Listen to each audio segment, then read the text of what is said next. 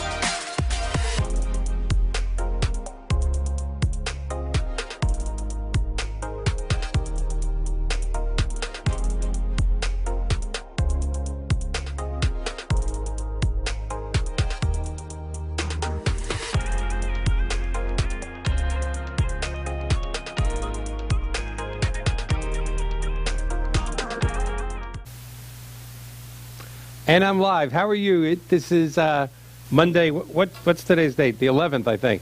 And this is our 30th or 31st edition of 62 Who Knew. And as you can see tonight, my co-hostess with the mostest is not here. She's on vacation. How come the co-host gets to have a vacation? The host doesn't take vacations. That's amazing. What's wrong with this picture? Anyway, we hope Nader is having a great time on her vacation. She will be back next week. And we have a couple of announcements before I go into the synopsis of tonight's show and tell you about a very, very special guest. Got to give a little teeny apology for what happened last week. We had one of the best shows ever. We had Mr. Colin Castle, the National Director of Home Instead Senior Care. We just had such a great show, the three of us. He was actually here in the studio. It's the second time he's been here. Him and his family not only do wonderful things in their company, Home Instead Senior Care, which is the #1 non-medical senior care company in the country, but him and his family also do just staggering philanthropic things for homeless people, for veterans. It's just kind of amazing. We had such a wonderful show, but at the end of the show, somehow the internet gods attacked WeBeam TV, and we lost the whole show. I wasn't aware of that for a while. Neither was John.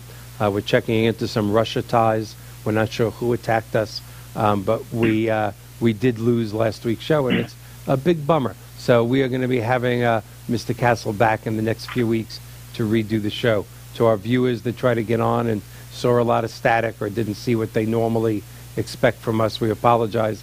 Sometimes you know what happens in the internet world. So tonight, as usual, we're going to start out with a synopsis of what is 62 Who Knew for our new viewers. Our viewership keeps growing and growing. We thank you so much. What is 62 Who Knew? 62 Who Knew is about the double-edged sword, the mixed blessing, if you wish, of longer lifespans. Every generation, from my father, I consider myself this retirement generation. I'll be 61 in a few months. And every generation, my father, his father, your father, their father before them, all had those same thoughts as they approached retirement. Should I have paid off the house? Did I pay off the house? Have I saved enough money? Should I have got more life insurance? Should I have gotten long-term care insurance? Should I take my Social Security at 62? Should I defer it for a longer amount of time or to a more advanced age so my check is bigger? The questions never end, and they're always the same because we've all had our retirement questions, our retirement needs have been the same. I'm going to have to say not for decades, but for centuries. We want to live a high quality of life after we retire, and retirement has a different definition for everyone. But once we retire, we want to live a high quality of life. We want to be able to help our children, our grandchildren, if and when they need it. We want to be able to do pleasurable things in a pretty stress-free environment. That's all our wishes. I don't care your income bracket, your color, your creed, religion, way you live in the world. That's what you want out of retirement. Well, that's been the same until my generation. This generation, the generation that's getting ready to retire now, the baby boomers, has a different set of obstacles, or at least one set of obstacles that no other generation has ever faced. And that is longer lifespans. Now, many people have made comments on our website or when I see them in person, Michael, you know, lifespans have been getting longer and longer since the caveman times. And that's true. We don't have to, there's very little chance of me driving on Highway 19 and a dinosaur attacking me. So yes, lifespans have been getting longer since caveman times. But never, unlike the last 3 decades, has medical, science, technology, medical breakthroughs advanced the way they have in the last 3 decades. Never have lifespans been like this. And quite frankly, if you make it to between 60 and 62, the odds are better than 50-50, you're going to spend about another 30 years on this planet. And thus was born 62, Who Knew? Who knew when we got to this point in life that we would still have half the time that we've already been here, 60 years, half that time, 30, to still be here. And the truth of the matter is, less than 1% of this great country can survive financially in retirement for 30 years with a high quality of life. And that's why we created 62 Who Knew. And we have brought on incredible long-term care insurance specialists, reverse mortgage specialists, Social Security specialists, health specialists. It just hasn't stopped. In-home care people, annuity people. And tonight we're bringing on another special guest to deal with a very specific problem. That's 62 Who Knew. You can see us every night here, every Monday night at 7 p.m. Although on WeBeam TV, you can see repeats of us all day long. You can see us on Facebook. You can see us on YouTube. And we've grown. We've grown from no viewers about 7.5 months ago, to a little more than 90,000 in the month of February. And we thank you for that. And I thank all my great guests. And we're going to continue with that habit of great guests right now. So without further ado, let me give you a little background on who's about to join us. His name is Mr. Abe Gruenwald. Abe is the president of 65 Plus, the Healthcare Safety Net, a firm specializing in servicing the life, health, and medical insurance needs of the baby boomer and senior population. This is truly 62 Who Knew at its best. He concentrates in the elder care market, works with attorneys, accountants, financial planners, and other insurance professionals in providing solutions to their clients with various insurance needs. His background just doesn't stop, and we only have an hour, and it goes quickly, as most of you know. So I'm not going to go into a lot more of his background, but tonight we're going to ask Mr. Gruenwald some very special questions about one of his level of expertise. I've waited for this type of expert for almost 6 months to come on, and I'm very excited about tonight's topic, and that is life insurance. So many of us drop our life insurance in our 30s, 40s, and 50s. We don't need it anymore. The kids are older. But life insurance is an essential part of a retirement planning program. And if you don't have it, or don't have enough of it, and you're in your upper 50s on the way to retirement, or in your 60s, there, ready to happen, maybe you're already in retirement in your mid-60s, most people think it's too late. That's it. That train has left the station. That ship has sailed. I can't think of any more analogies. Those are my 2 for the time being. All right? But is that true? Can you be in your mid to upper 50s or 60s and still purchase life insurance without it being cost prohibitive? That's one of the many questions we're going to answer tonight. And without further ado, I'd like to introduce you to Mr. Abe Gruenwald, president of 65 Plus, the Healthcare Safety Net. And there he is. How are you doing? Good. Thanks for having me on the show. Thank you. Now, before we go any further, let me explain to our listeners, our viewers, no, Abe is not taking a class in mannequin modeling. He doesn't sit that still for interviews, but he had some technical issues with his laptop on his side. Happens every now and then when you're on an internet show and we weren't able to beam him in here live. He's going to get that laptop fixed. You just got that laptop fixed, didn't you? I did. It was in over the weekend. I picked it up this morning, but the camera function's not working, so we'll do audio. That's okay, and that's fine. And we get to see you. God, we almost match. It's a good thing I didn't wear that tie. Welcome, and thank you for being here, really and truly, even with the technical difficulties. I really appreciate it. Thank you. All right, well, you sent me some great stuff, as a lot of our guests do. And I want to, before we delve into the 10 top reasons to have life insurance, before we delve into when you're buying life insurance, whether you're working or not, your age, before we delve into that, I always have the same question when I bring on an expert such as yourself in your field. Because you've been doing this how many decades now? Since 1977. So, oh my God, so we are talking 42 years.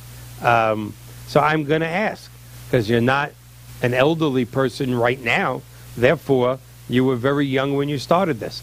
You were probably, what, 9 or 10 years old when you got your insurance license. So I'm going to ask you this, just about. I'm going to ask you the same question that I always ask everyone. 4 decades, you're still in the same arena that you came to more than 4 decades ago. How did you get to this part of the industry, and what makes you stay? Well, let me start off with how I got into the industry and kind of address your question, if that's okay. Absolutely. So I was actually working in the banking field, Mike, and in a management training program. To be candid, I wasn't too excited about it, and one of my friends who's a little bit older was working in the insurance business at the time and was still very close and friendly today, and he's still in the business. He invited me to speak to his manager, which I did. We had a couple meetings, and it wasn't the right time to make the move. I continued in my banking management training program at the time.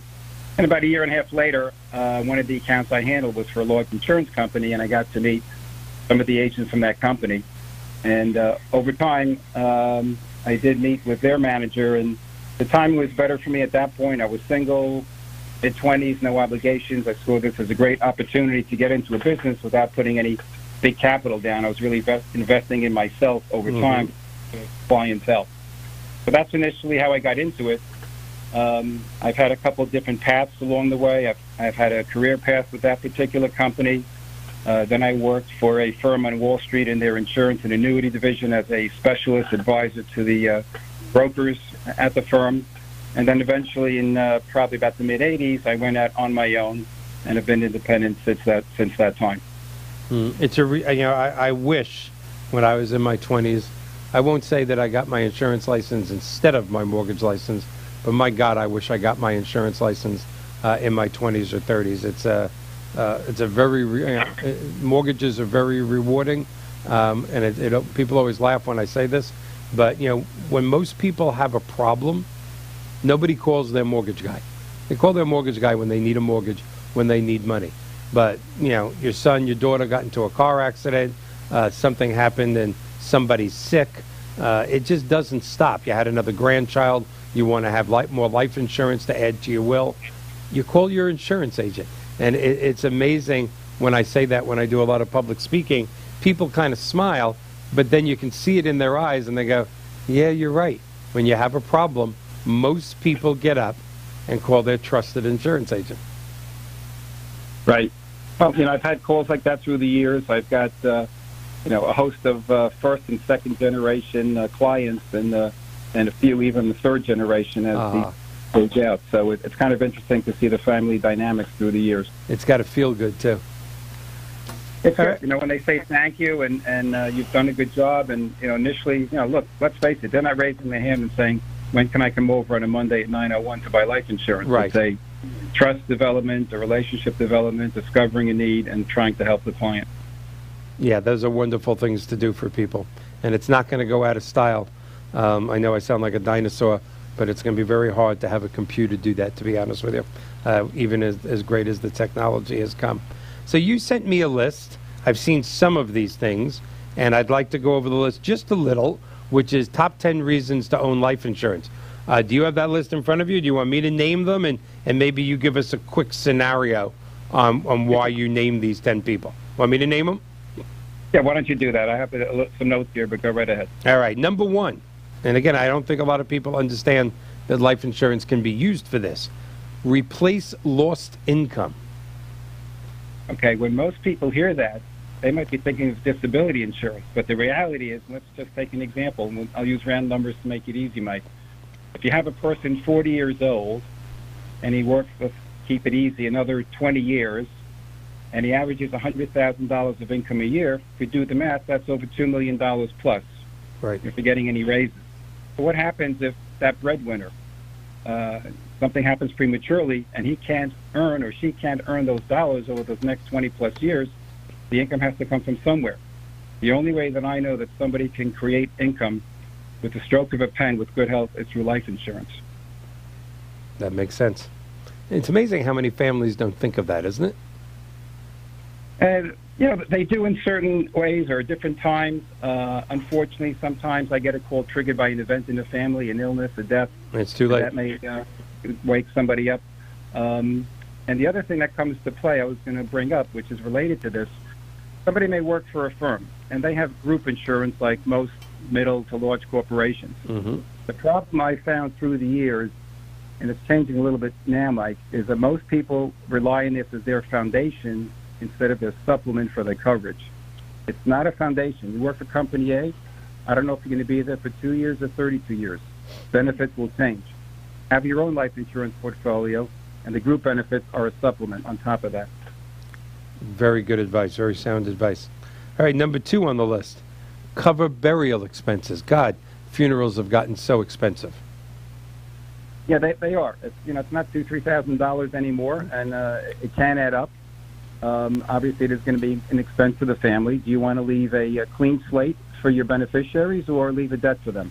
So it's just something we factor in our planning. Absolutely. Of course, number three is so big. I mean, we could talk about it for days. Peace of mind. I think it's sort of self-explanatory in a way, Mike. Yeah. Once you know that, and if something were to occur to somebody prematurely, and you've got your estate in order, not just your life insurance, but your wills, your documents, healthcare proxies, etc., you can really, have really comfort in that. Oh, no doubt about it. Okay, college planning. That's a biggie in today's world. Yes, it is. I mean, look at the cost of college. Yeah. I saw somebody over the weekend, and I think it was one of the Ivy schools, and he told me that his nephew's going there was like $65,000. Obviously, not every college is $65,000. There are state schools, scholarships, things of that nature. But one of the key reasons when I meet a young couple and I'm talking to them is I'll get a profile of their finances, their debts, their income. Let's say they have a couple young kids, 2 and 4 years old. The biggest thing on their mind is, do I have enough income and assets to provide for my kids in case something happens before they graduate? And obviously, as I said earlier, the only way to create dollars is through life insurance. Absolutely. All right, this is a biggie, and many people, they think of life insurance, they think pure term, obviously because it's cheaper. But number 5, build cash value. Building cash value, as many of our listeners probably know, is inherent in whole life insurance or cash value insurance. And you may want to build that for a number of different reasons. Have some additional supplemental retirement income down the road. Number 2, I'm sure you know it from your mortgage world. If you look at a mortgage application and list assets, one of the entries there is cash value life insurance. It's Absolutely. Considered an asset available whenever somebody needs it. They don't have to qualify. You can leverage that, perhaps make a good investment, or replenish the cash value. So it's really a good source of having your own bank in a way, of building that up over time. Yeah, now is it true that if you do build up cash value over time, let's say things are bad, you lose your job, possibly you've been late on a few payments, your credit isn't as good, they can't turn you down to borrow money from your own life insurance because it's your money. Am I saying that correctly? Exactly right. It's a great point. Think of it as your own private bank account held by the insurance company, Mike. Mm-hmm. And the funds are there, and the way it works, just to educate our listeners quickly, let's say you had a $100,000 life policy, and let's say hypothetically I borrowed $10,000 against that policy. So my net death benefit is the difference. So I have $10,000 in my pocket, but the insurance company at that moment is obligated to pay my beneficiaries only $90,000. I can repay that cash value if I want to over time Mm-hmm. or not. And in our example, in a simple explanation, $90,000 goes to the beneficiary. God, that really and truly, that they say there's no such thing as a win-win, but that is a win-win situation. You either pay it back as the consumer, or if you don't, unless you figure out a way how not to die, which no one has figured that out, either way, the life insurance company is getting paid back. Yeah, and one more thing to add to that. I've had clients with me, 35, 40 years, and, I've gotten to know them well versus somebody I might meet tomorrow. And on occasion, they've called me and said, I want to borrow against the insurance. And I said, how come? Well, we're going on vacation and we're short on money.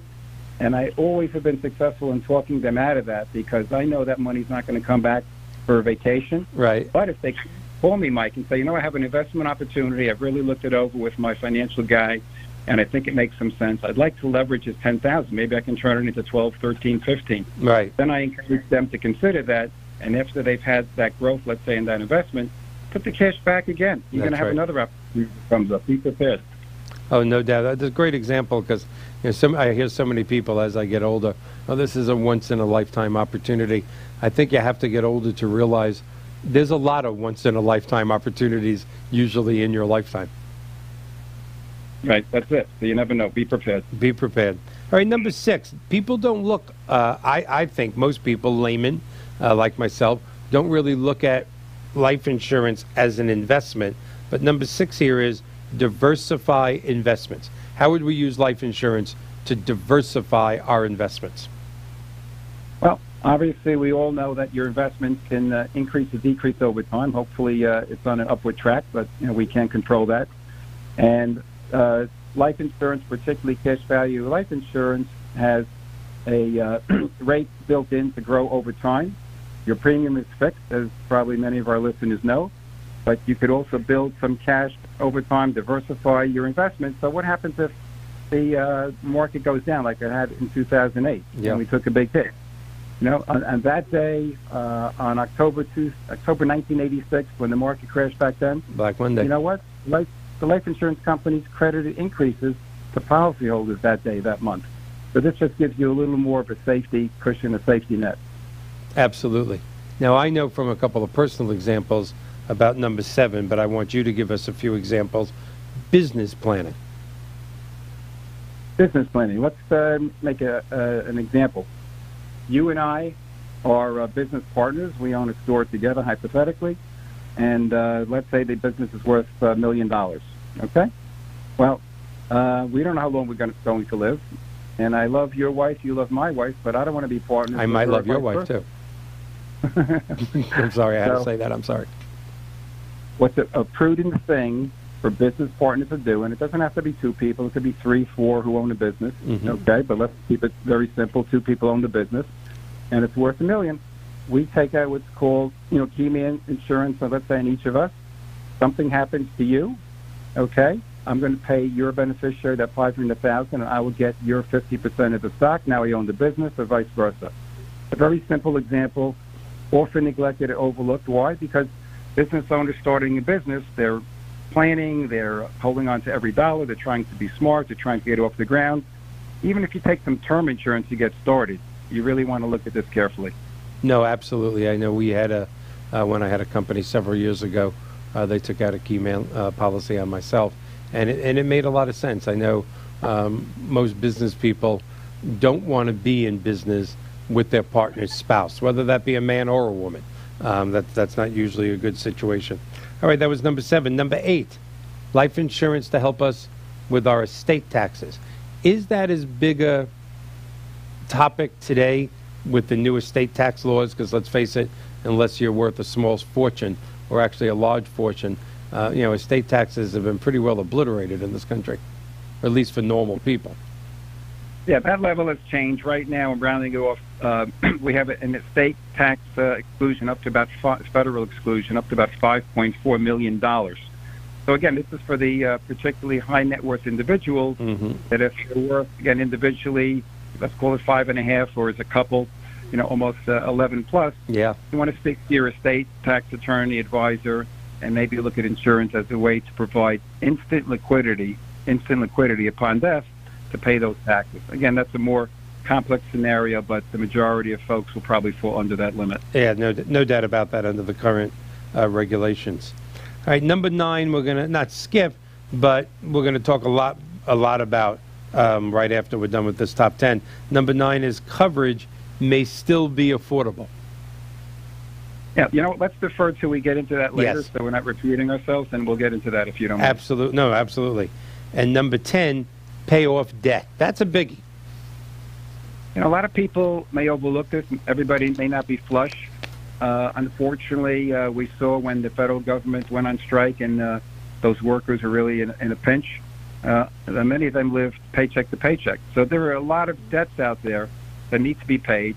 And I think a responsible, father and mother do not want to leave those debts to their children, upon their passing. So factor that in as you look at your planning, your portfolio, putting your will together.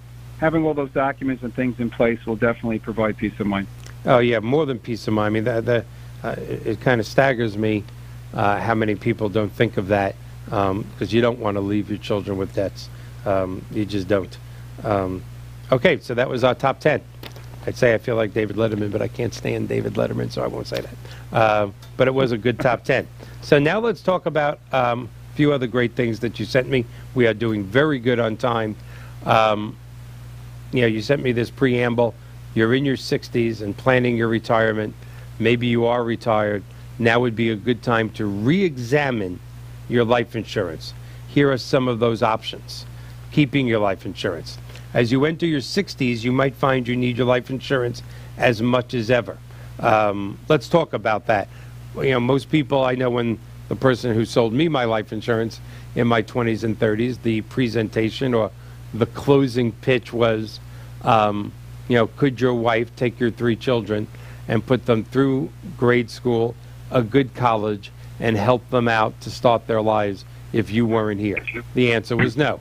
How much would she need?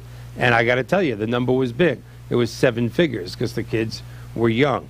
So give me a couple of reasons why, if you were in your 60s, you would still want your life insurance or maybe even increase it. Okay. What you said was important for the folks early on building a family when they're young. Typically, generally speaking, they haven't really built their assets. They haven't worked that many years. They haven't put money away. They really need to create dollars for the family, and that's through life insurance, as you mentioned a minute ago. Now you have somebody who's getting older. They may say the kids are out of the house, Mike. Their needs are different. They're looking ahead to retirement. Maybe they just retired. Maybe they've retired for 5-6 years already. Well, again, we've seen in the investment stock market, portfolios go up and down. So maybe it would be a good idea to have some guaranteed liquidity by having insurance that lasts a lifetime. So your portfolio is worth X, your retirement is Y dollars, you're getting so much in Social Security and pension per month, but maybe you'd like to provide additional funds for your family, perhaps bequests to grandchildren, things of that nature. Mm-hmm. So the reason to buy insurance for many people, not all, when they get older, is to take care of some of these personal needs. They've built up their portfolio, the kids are out, as I say, but now they're thinking a little bit different, like, what else can I do to provide some gifts or legacies for my family? No, that's incredible. And one of your first bullet points, I think, that affects so much more of the world. Again, this fits into what we do here at 62, Who Knew So Much.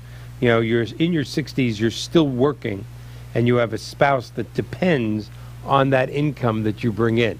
And since most of us are going to make it to our 90s, a lot of us, I'm right here, as one of those people, are in their 60s and still working. So life insurance can help protect that income. Let's go into that a little. Okay, kind of similar to the early point we said before about replacing lost income. Mm-hmm. So somebody's in their 60s and still working, and again, depending on the benefit package at work, and this is very typical when employees reach age 65 and above, their group insurance, their life insurance through work starts to diminish. Right. And sometimes it disappears fully at age 70 or 75. I'm not saying all of our listeners will be working until 70 and 75, but if they're relying on that insurance and it's going to disappear, or B, they'll be retiring in 2, 3, 4 years, take a look at where you are now, and maybe life insurance might be an additional consideration to provide that guaranteed liquidity down the road when you do leave your employment. No, absolutely, absolutely. Now, of course, we mentioned this a little with estate taxes. High net worth consumers, high net worth clients are often using insurance, to outweigh any type of estate taxes. But again, if it's a couple, this is only relevant, correct me if I'm wrong, if they have a net worth above around 11 million. That's correct. That's pretty much what we mentioned earlier. So, just reiterate those particular comments on that part. Now, here's a biggie also, because there's a lot of children still coming back to mom and dad because they have their $100,000 in student loans and they're not able to find a job. So this is, I think, more relevant today than maybe ever before. Others depend on you financially to help support children, grandchildren, family members. Consider keeping your term policy or converting to a permanent policy.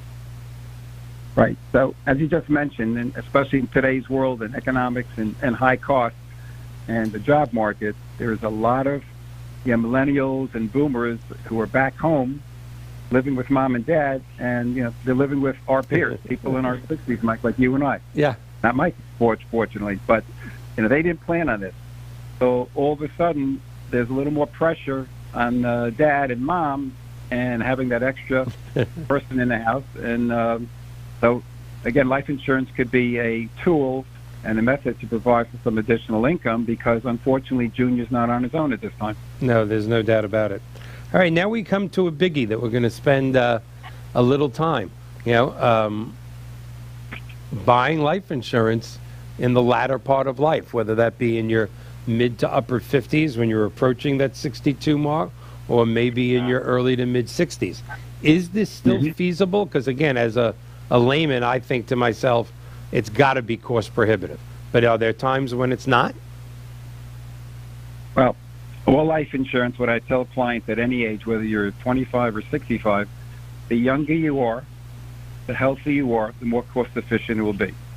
Now, there are different types of life insurance. You mentioned term insurance, which is purely protection and whole life with cash value we touched on. Term insurance, by definition, has a maturity date. Right. So once it reaches that maturity date, if somebody didn't convert it, which we'll talk about, that policy pretty much is over unless you want to go into paying a very exorbitant rate. Yeah.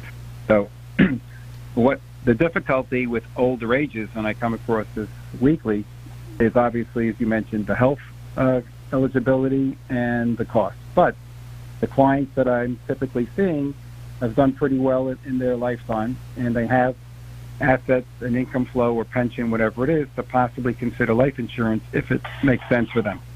But again, the main challenge for me is health insurance. In fact, I'm seeing a 73-year-old woman tomorrow referred to me by an attorney in the afternoon.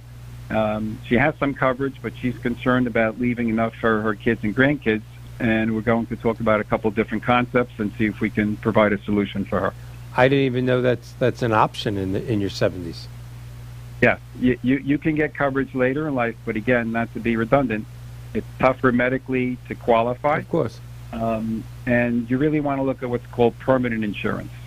Most companies will not issue term for any lengthy period, let's just say in general, beyond age 70. I can't be age 70 and buy a 25-year term policy till 95. Generally speaking, in the vanilla description of what term insurance is, to keep it simple for us tonight. So let me ask you a question. I'm going to get a little more specific.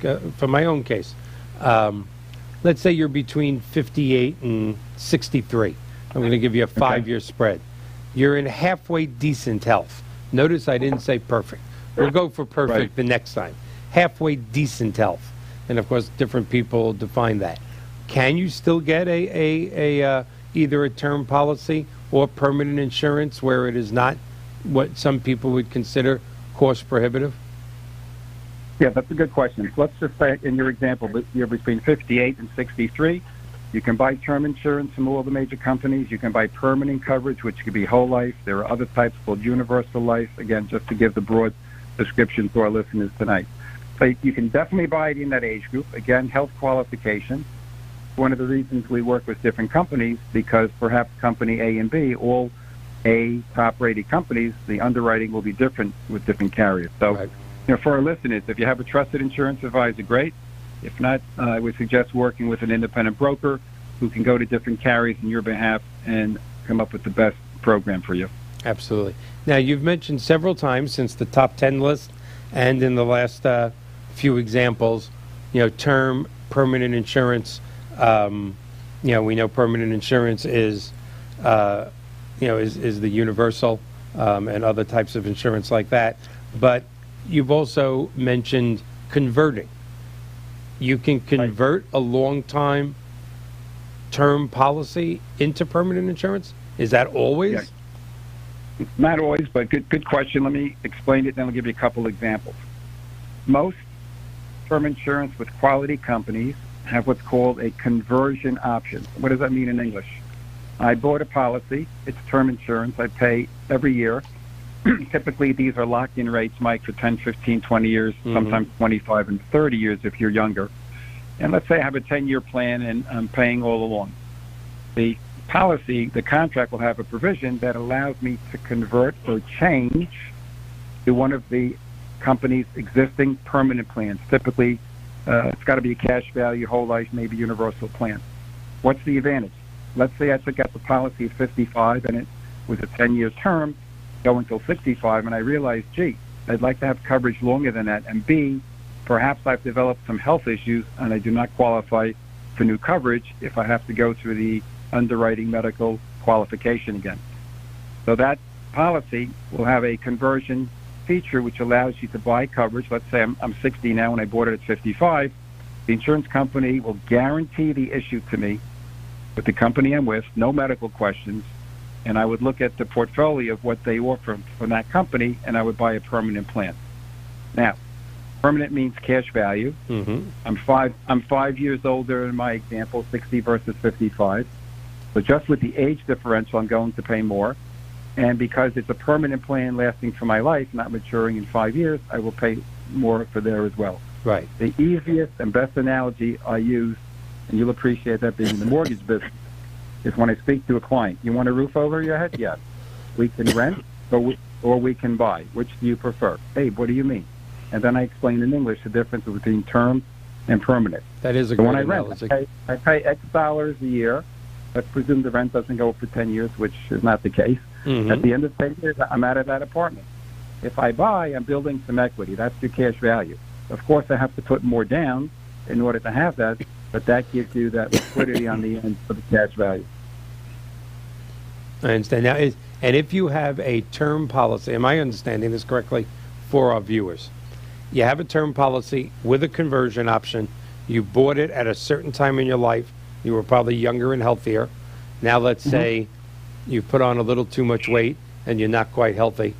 I don't know who I'm referring to in this particular case, but it hits a little close to home.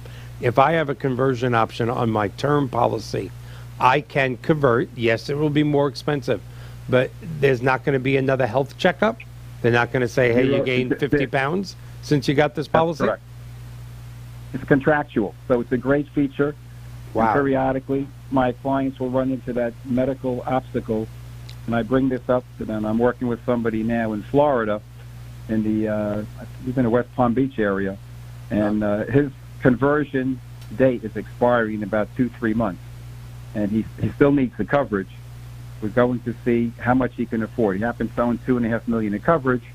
I don't think he's converting the full amount because he doesn't have the cash flow. That would be expensive. Well, it would be, but let's say he converts $1 million. So he can keep $1 million, let's say, till age 95 and still provide protection for his family versus letting the $2.5 million expire. I think it's 5 more years. And what did you say? He's 65? He is 60.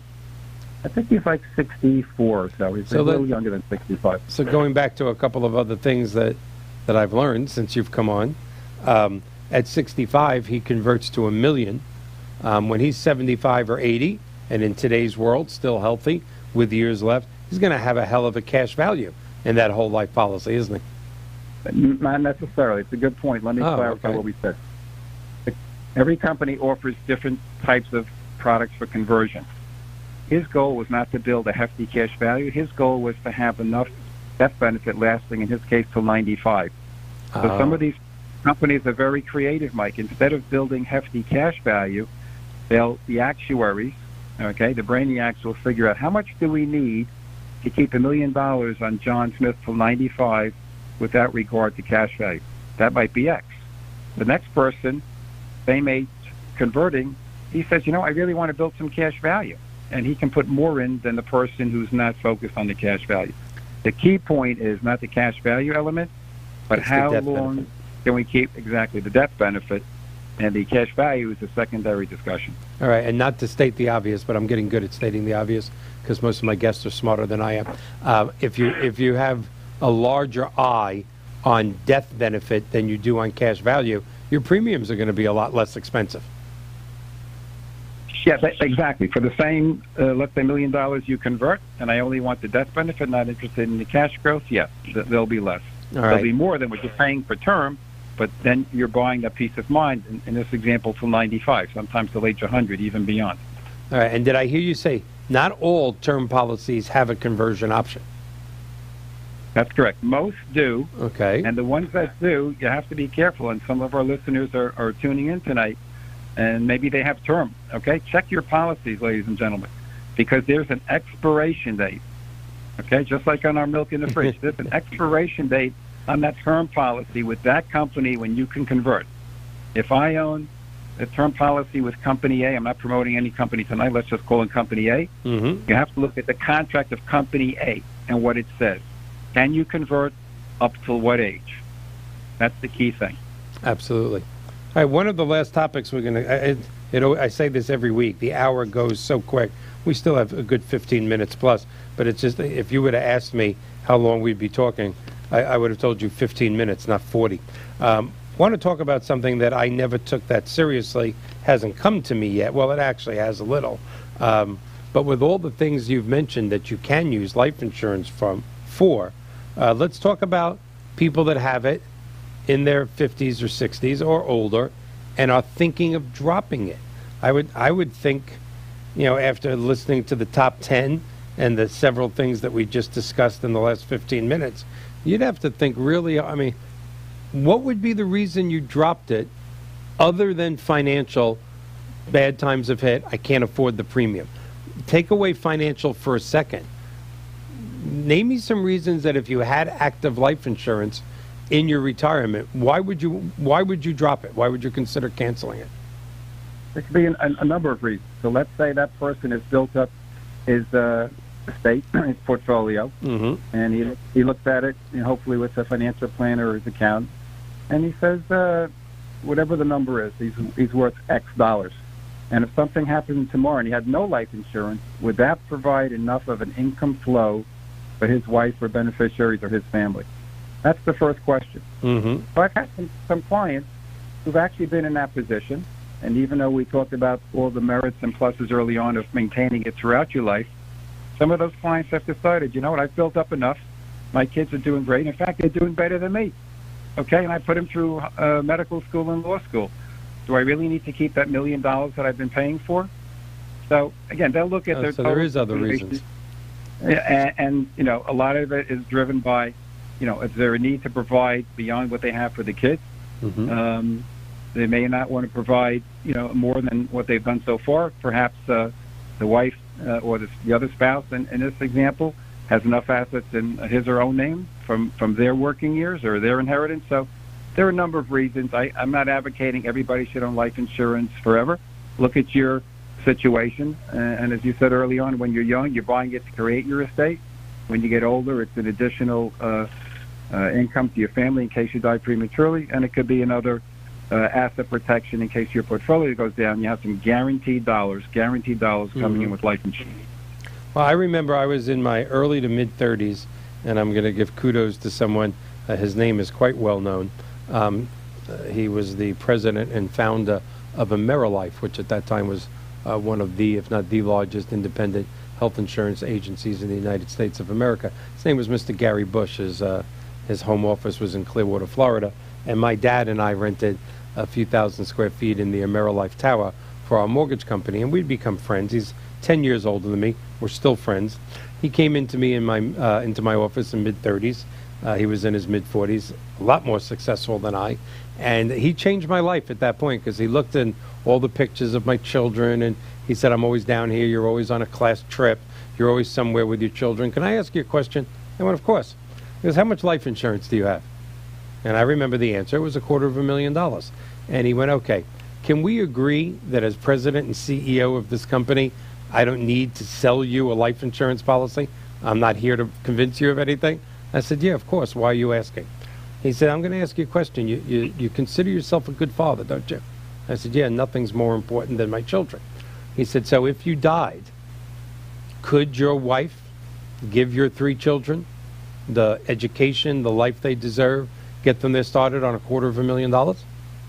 And I went, no. Actually, it wouldn't even be close. Does your wife make enough money to do it? No, she doesn't. So he said, so what you're really saying is, he said, I don't mean to be mean to you, is you care about your children immensely as long as you're here. But if you're not here, they're kind of on their own, aren't they? And I just kind of looked at him.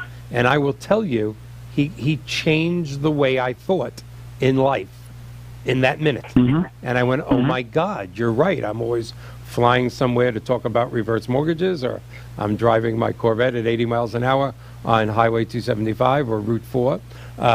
You're right. He goes, yeah, think about that. And I will tell you, the next day I called him and said, get me one of your best people. And I bought X amount of insurance. I won't say how much. But he really did change my life in that minute. He also followed it up with a little analogy, and I know many other people use it. He said, Michael, there's 2 families on separate parts of the country. Mom, dad, 2 kids in the car, 2 kids in the back. They both get into car accidents at the same time, opposite sides of the country. Parents die, children live. The children whose mom and dads didn't have life insurance, you know what they're called? I go, what, Gary? He said, orphans. They're orphans. Their parents are gone. I said, oh. He said, you want to know what you call the children whose parents were smart enough to have life insurance? I go, what? He goes, heirs. Do you want your children to be orphan or heirs? Again, just a life changer to me.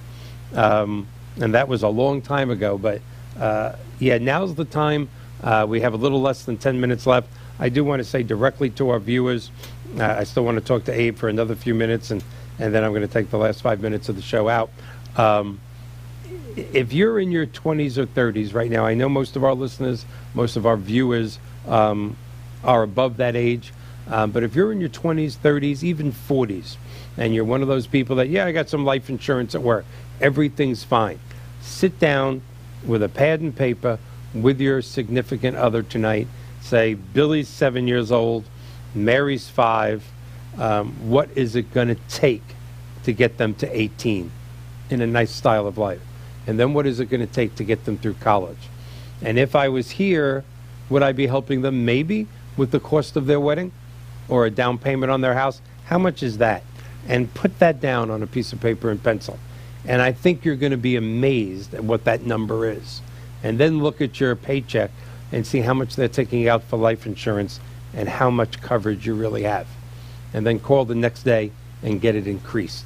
I think you'll be surprised how inexpensive it is and how, I don't know, what's the best way to put it, Abe? I know once that next day came and I bought that extra life insurance, I kind of felt good about myself. Well, I still do, you know, because I know they were taken care of.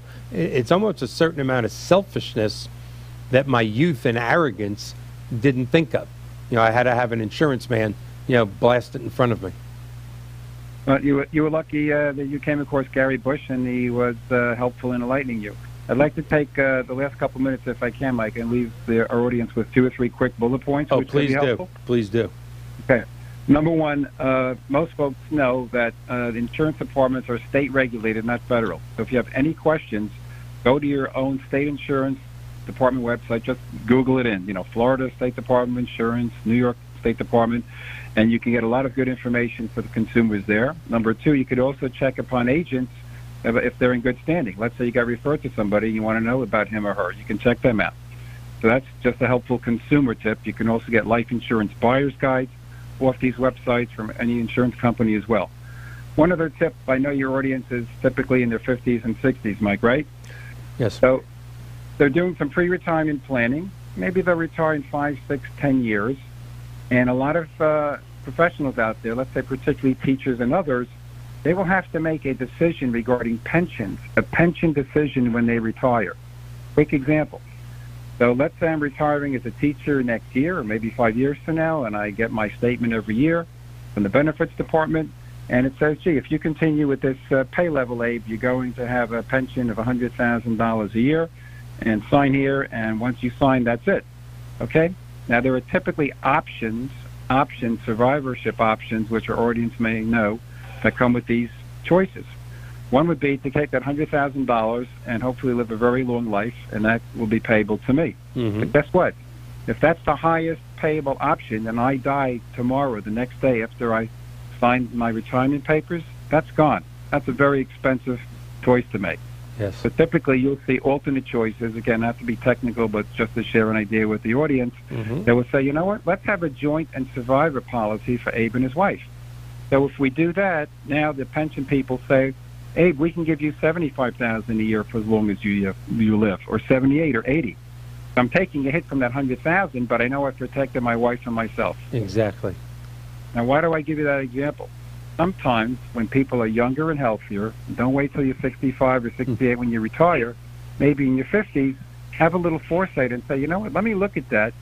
Perhaps I'll be better off financially and not giving up that 20 or 25% of my pension and buying some permanent life insurance to cover that spread and take that $100,000. Hopefully I'll live to my 90s. But if not, that life insurance will replace that income flow that may be forfeited. So just a tip for, everybody listening in. That's more than a tip. That was incredible advice, really and truly, and I thank you for that. Although our website is not yet set up for this, it will be in the next few days. Yes, insurance is state regulated, but if any of our viewers, are thinking, that's nice, but I don't have an insurance man, or I don't have a financial planner that I trust, please go to 62whoknew.com, put in the contact information. Hey, I'd like some information about insurance.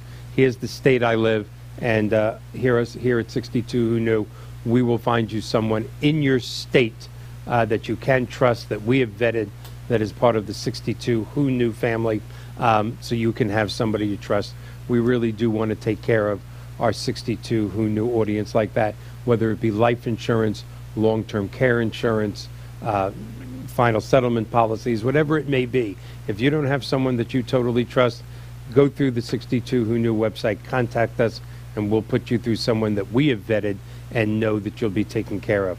Abe, thank you so much for doing this. I got to tell you, I learned more about life insurance, in the last 55 minutes than I have in the last 55 years. So I do thank you so much, and I hope you'll agree to come on to the show again, maybe in the second quarter.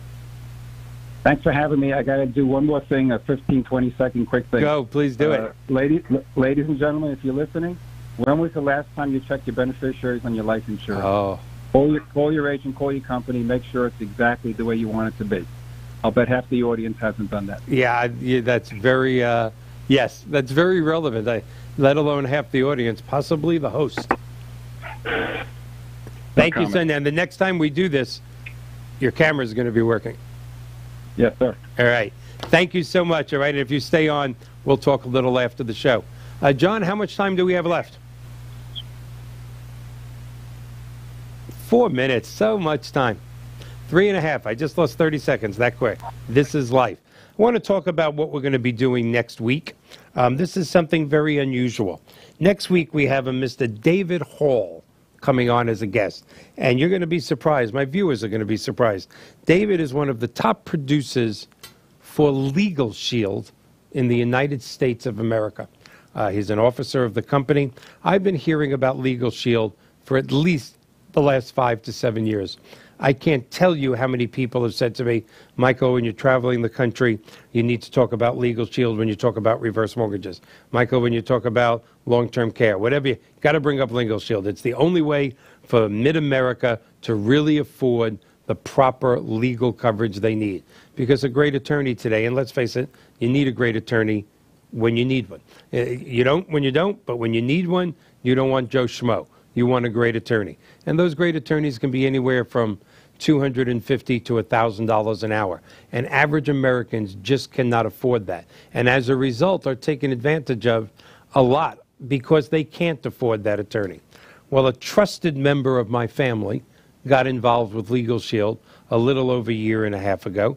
Kudos out to my nephew, Chris Banner, who's in Connecticut, probably freezing right now. And he's been trying to convince me for a year.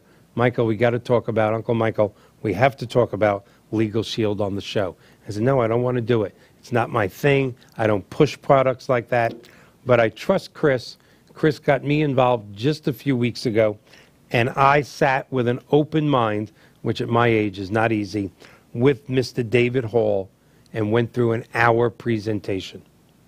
And now I have Legal Shield. Even though I have corporate attorneys, personal attorneys, I have Legal Shield as an icon on my phone. For what it costs per month, which is incredibly inexpensive, I have already used it enough to make up for my last 2 years, for the next 2 years' premiums. It is such a small cost to cover me like I can't believe.